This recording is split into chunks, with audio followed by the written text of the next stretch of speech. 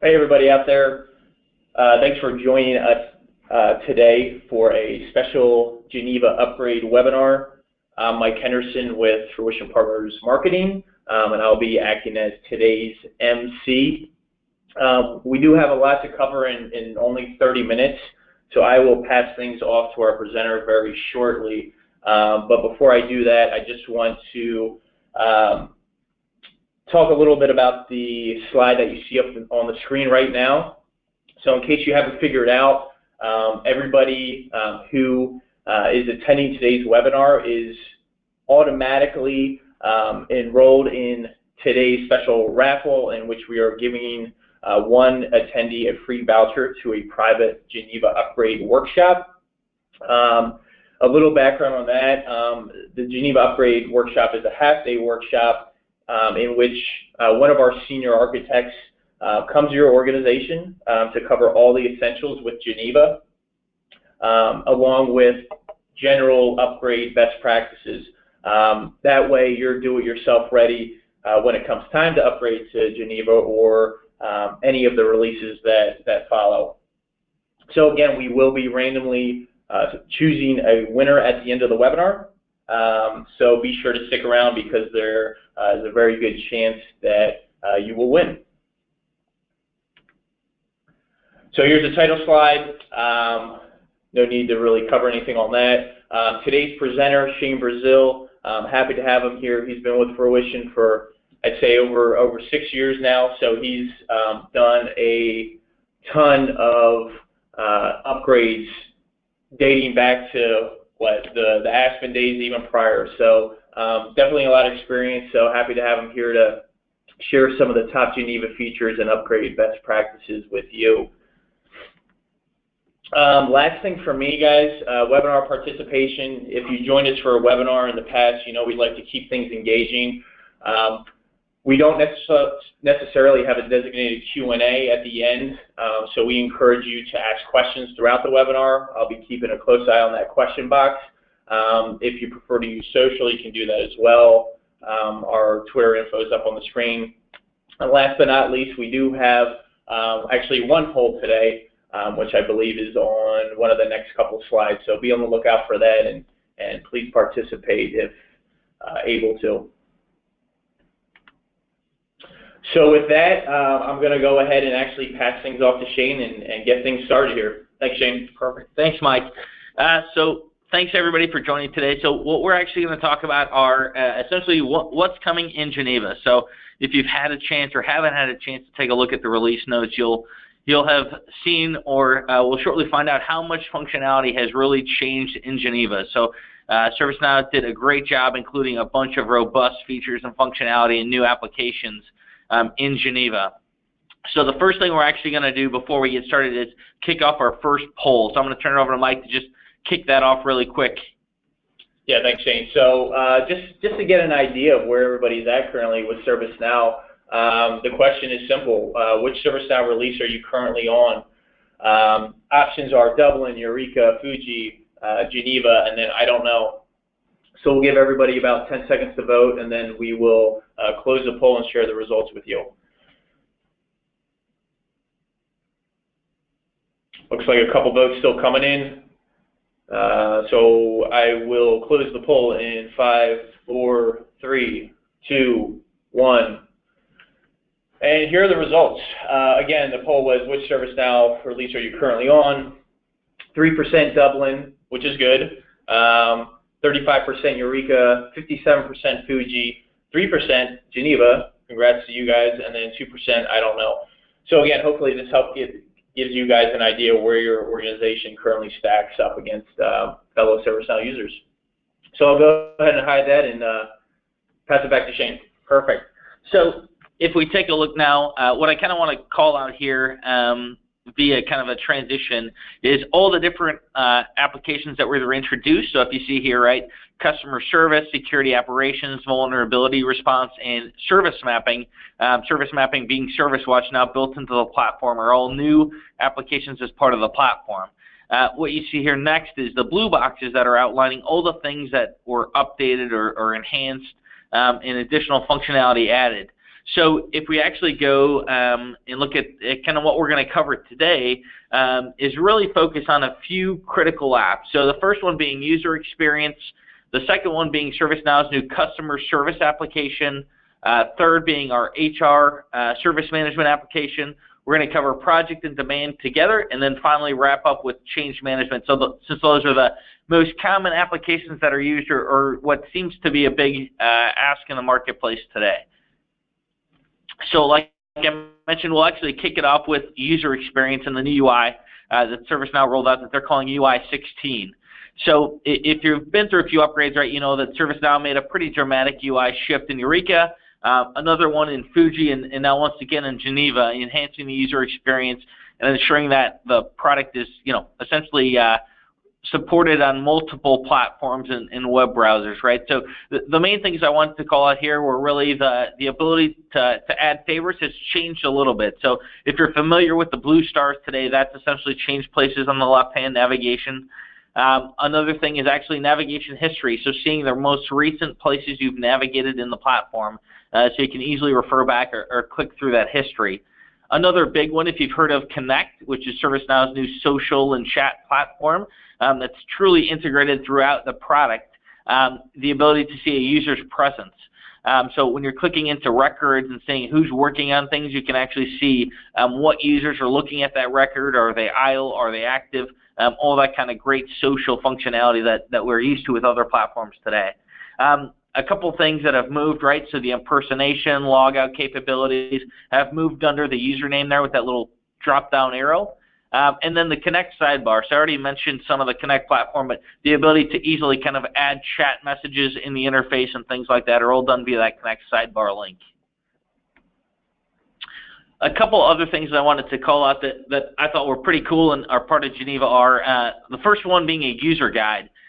So if you're familiar, there was a link in ServiceNow that would point you out to the wiki, right, that would give you a lot of documentation. One of the really cool things that they've done is actually add this concept of a user guide and allow you to actually maintain that content. So if you want to put essentially, a product documentation together for that product, you can actually host that all within ServiceNow itself via this user guide, so that your users are actually kind of, leveraging this user guide to understand how they should use ServiceNow. Another one is actually the new template bar. So if you're familiar with templates in ServiceNow, you typically right-click and actually choose a template. Now there's a bar at the bottom of your screen to easily add or use an existing template. Another plugin for old task tables, so task, incident, problem, change, all that kind of good stuff. The ability to create checklists and actually save them in a template. So reusing checklists, if you want to have people run through standard activities as part of any task, you can actually do that pretty easily now. And the other big one is the real-time form update. So I know there's been some custom functionality out there around trying to prevent people from modifying the same record and overriding each other. If two people are actually working on the same record, it dynamically keeps them both in sync. And if somebody tries to modify a change that's already been made, you actually get prompted on the form now on that field saying, hey, somebody else has set that field to some other value and giving you that warning. A lot of things to think about from an upgrade consideration standpoint, right? So anytime you go to upgrade to a new UI, there's a few things you need to think through. So bookmarks are one thing that are converted from, a previous version into the new version. However, the favorites, so the stars, right, they actually aren't converted and must be recreated. So not a huge deal, but just obviously something you want to communicate out to your user organization that if people have a lot of favorites or that's a feature that's adopted, when you do upgrade to this new plugin, they'll actually have to go back through and recreate those, which is just, clicking another favorite star, essentially. There isn't the ability anymore to refresh the application navigator or edit modules. So if you try to right-click on a module and edit that, that's been removed. Split pane browsing is no longer supported, so the Outlook style of having a list on the left and a record open on the right is no longer supported. There's actually a properties page now that's pointed to from a module to allow you to do some basic configuration to the UI around text, logo, and color. You can actually toggle back and forth between the existing UI 15 if you're on UI 15 and UI 16 via the settings menu. So if folks are more comfortable with UI 15, that's available to actually go back. And then another thing just to call out is if you've used the HTML from arguments link type in a module, that's actually not supported with UI 16. The only other thing I want to talk about with the UI is obviously you always have to keep in mind the supported browser. So here's a list. This is obviously all found on ServiceNow's documentation, so definitely something to check out. The other thing I wanted to call out was the plugin. So if you are looking to upgrade, you are going to have to upgrade or activate a few plugins to get all the functionality that we talked about. So the UI 16 plugin, the checklist plugin, or the user guide plugin. So a few things you'd actually have to activate in order to leverage some of this new functionality. Cool, good stuff. And actually, before we jump to the next section, I want to present a couple questions to Shane that have come in from a couple of our attendees. I think we have a minute here. So one question from Charles McFadden. Are the bookmarks still on the left side? Yeah, so there is that bookmarks bar that you have to click into where all favorites and bookmarks would be. So it's not a left-hand bar anymore. It's just part of the application navigator now. And then one more question from Michael Mead. Toggle back to UI 15. Does that mean your favorites will be there? That's a great question. I actually am not 100% sure on that item. My expectation is that those would still be there, but that's a great question that we can look into for you and let you know. Yeah, absolutely. Michael, I saw you submitted another question as well. We're going to keep things moving here, but if any questions come in that we don't get to or need follow-up, we will definitely follow up with you directly after the webinar. Perfect. So with the next application we want to talk about quickly, just because it's new, is customer service. So really this application is all around managing interaction with your end business customers in those cases, right? So with this application, there's a few basic concepts that are deployed. So the ability to manage all of your customer accounts. So really just essentially a table that extends from the out-of-box company table that stores some basic information around the companies you're actually doing business with. From there, that's integrated into ServiceNow's new customer case management and routing engine capabilities. So being able to essentially create cases for calls or emails that you're getting from your customers, manage those, and actually have SLAs and things behind those, just like you would for incident or request management, right? Also a new integration as far as a CTI piece. So the ability to do inbound calls that do a screen pop, or also a soft phone in the platform to actually make calls directly from ServiceNow via that soft phone. And the last one being leveraging, right, part of the core platform here, right, is not only the things you get from an SLA measurement perspective reporting, but also customer satisfaction surveys are also part of this application. So as far as plugins and pricing goes, it does require a separate plugin. So the customer service plugin actually needs to be activated. Keep in mind it does align with kind of the service management pricing model, so there are separate roles as far as fulfiller, approver. One of the other things to keep in mind is that Performance Analytics actually has a specific content pack for customer service. So like I mentioned, you're getting all the robust features of the platform that support this application. So PA being one of those things to get some really good historical and trending reporting information. And just obviously with questions around pricing or any of that stuff, we definitely recommend you reach out to your ServiceNow rep to get more information around that specific pricing if you were interested in using customer service. The next thing I want to talk about is HR Service Management. So this was introduced a couple releases ago. So what we want to talk about today are really what are the new features that are part of HR if you are leveraging HR, right? So one of the things to call out is they actually did roll out a self-service portal or a CMS portal, right? So that's that top screenshot there. That's part of now the standard plugin. There was already an existing Workday integration that was one directional. What they've done now is actually built it to be bi-directional. And the capability now allows you to essentially update personal and contact info in ServiceNow.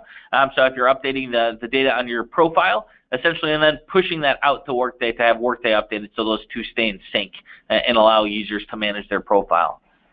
Another couple of surveys that were added are HR case satisfaction. So at the end of an HR case, actually asking for satisfaction information there. And then also an exit interview survey. So when folks actually are leaving a company, having a survey from ServiceNow sent out and then being able to report on reasons why folks are potentially leaving a company. There are a number of predefined HR categories and catalog items that got rolled out. A new HR case dashboard that allows folks to be able to better manage what cases are open, closed, in a new UI and friendly experience. And the last thing I want to call out is this HR skills workbench, which is the screenshot in the bottom there, where you can actually easily and quickly click on different skills, see all the folks that have those skills, and better manage the workload you have in assigning folks to the right tickets that are out there. So from an updates and upgrade considerations perspective, a few things to call out here if you're upgrading and you are leveraging HR service management. So the HR case and HR change table, so HR change I believe was introduced in Fuji, those are actually merged now. So if you did customize HR change and added additional fields, that should all be moved onto the HR case table now. So just want to call that out. There are a couple new ACLs that are put in place to protect some of the HR data so that your ServiceNow admins don't have access there.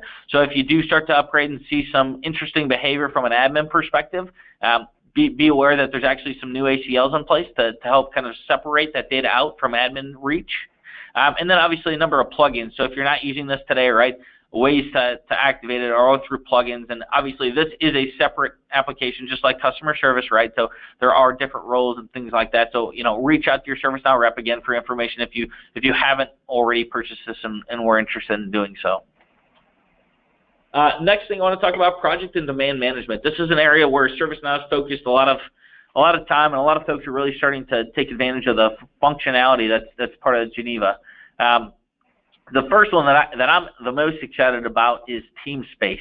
And what TeamSpaces are essentially an extension of idea, demand, and project that essentially allow you to modify the functionality and data separation almost in a domain type experience. So there's actually five table extensions that come off of project, that come off of demand.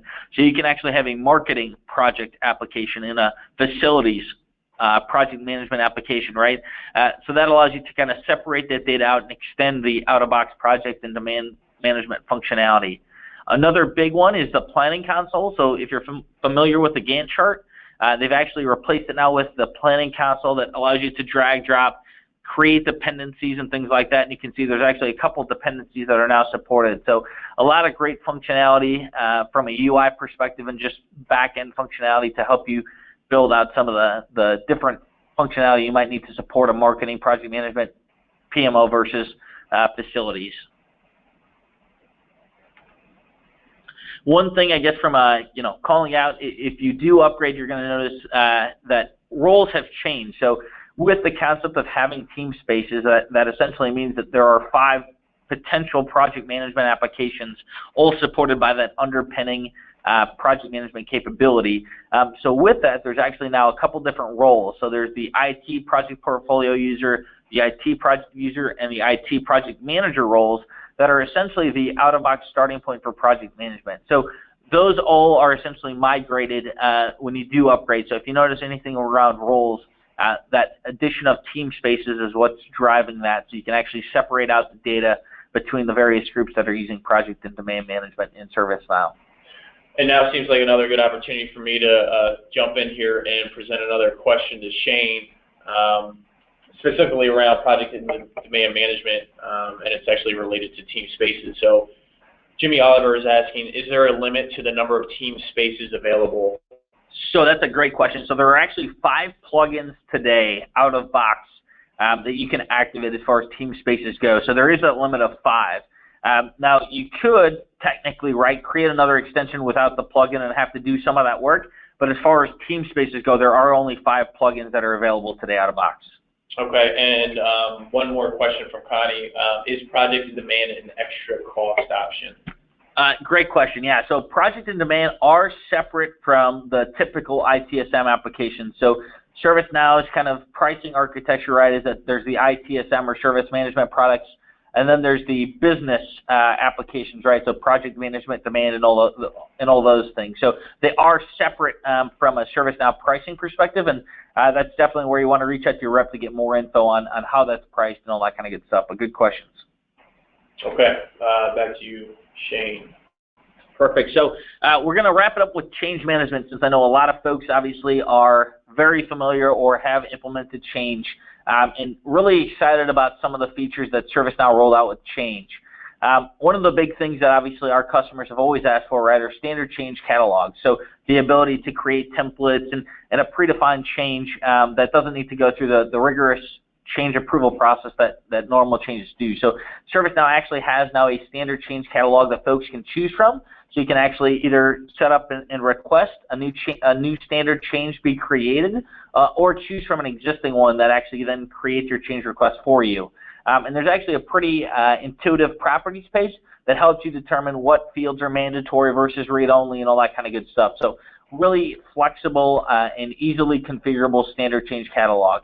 Another cool thing that we've built a few times is the copy change button. So if you actually want to copy a change and bring over all that data without having to recreate it, that's now a button out of the box, which is pretty cool. The other thing to call out, change types now align with ITIL. So before they were routine, comprehensive, and emergency. Now with Geneva, they actually go to the ITIL terminology of normal, standard, and emergency. So that's all there now, and workflows are updated accordingly. And then also the state model itself is actually different. They've built a couple of scripting clues to manage the states behind the different change types. So allow you to essentially manage all that behind the scenes and really kind of clean that up quite a bit. The other thing I wanted to call out here, that bottom screenshot, if you're familiar, right, when you're adding affected CIs to a change request, before you'd hit the edit button and you'd be presented with that slush bucket interface. Instead now you actually get presented with this more intuitive UI where you can actually do some filtering and adding only particular CIs or everything that comes up, and easily adding that back in there. So kind of leveraging the list capability in ServiceNow that's so robust instead of the slush bucket. So pretty excited for that piece.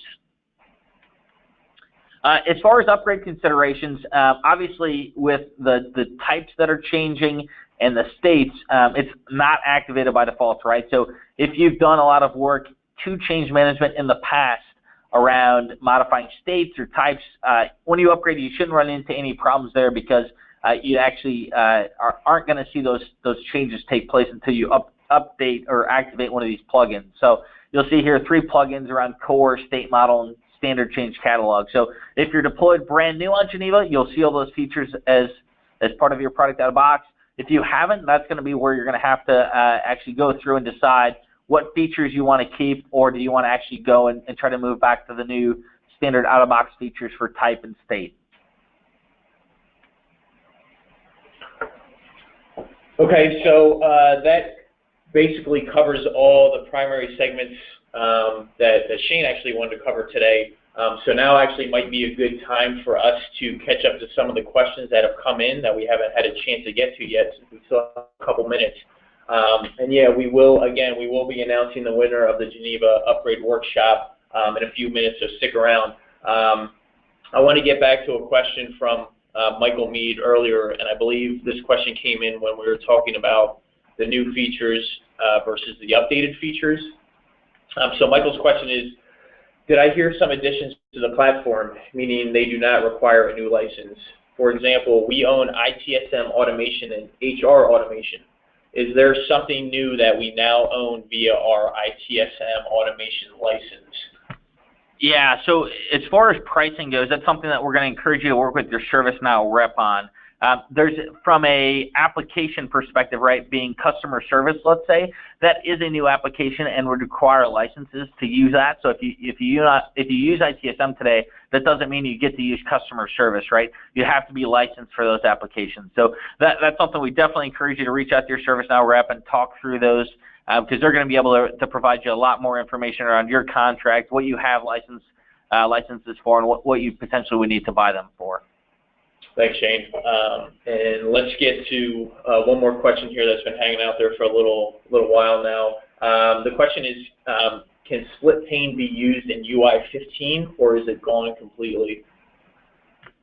So UI 15 is essentially the circle, right, interface that was deployed in Fuji. So until the UI 16 rollout, it's supported. UI 16 is the first release that it actually isn't supported any longer.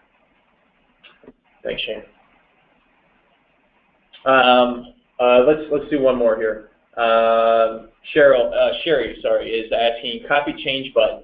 Will this copy the C task as well? Yes. So yeah, it does not only carry the metadata over from the change, but also some tasks. That's something too that's configurable. So if there are things you want to include or things you don't want to include, that's a configurable UI action. But at least get you started with some of that basic copy change functionality.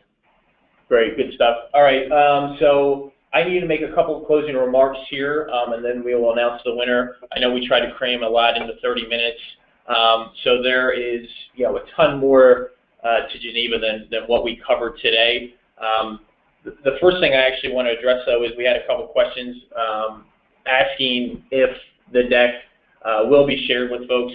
We can certainly do that.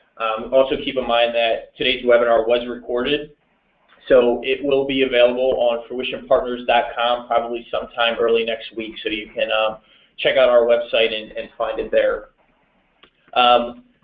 Bill, let me just address your question too real quick. You talked about covering some new features to Service Catalog. We won't be able to cover that today, but we can definitely have a private one-on-one conversation with you and demo that for you. So again, a lot to Geneva. We only touched the tip of the iceberg today. So here's some recommendations of additional resources you can check out. You should all be familiar with the ServiceNow Wiki and product documentation pages. But these last two resources are exclusive to fruitionpartners.com. One gives an overview of the details and deliverables associated with the Geneva Upgrade Workshop. And the other, which is a blog, digs a little deeper into the top 5 features of Geneva. So if you have 5 minutes, I definitely encourage you to go to our website and check both of these items out. So we are finally at the point where we're going to announce the winner of the free Geneva Upgrade Workshop. So I am actually going off to my second screen here to do the random generator in Excel. And it looks like Doug Reichert from Academy Sports and Outdoors is the winner. So congrats to you, Doug. Hopefully you're still out there and listening. If not, we will be reaching out to you sometime later today to talk a little bit more about the workshop details and arrange a date and time that works for you. So congrats to you, Doug. So that's it for today. We're at 10:28. We'll give everybody a couple minutes back. Again, I want to mention webinar was recorded. So if you want to revisit any of this stuff, it will be the recording will be available on our website sometime early next week. Also, feel free to reach out to us if there was something that was addressed today, but we didn't get into enough detail for you. We'd be more than happy to dig a little deeper with you and show off some of the other cool features with Geneva. So thanks to Shane for sharing his expertise, and thank you to everybody out there for joining today. Enjoy your weekends, and we look forward to seeing you guys at the next webinar. Bye.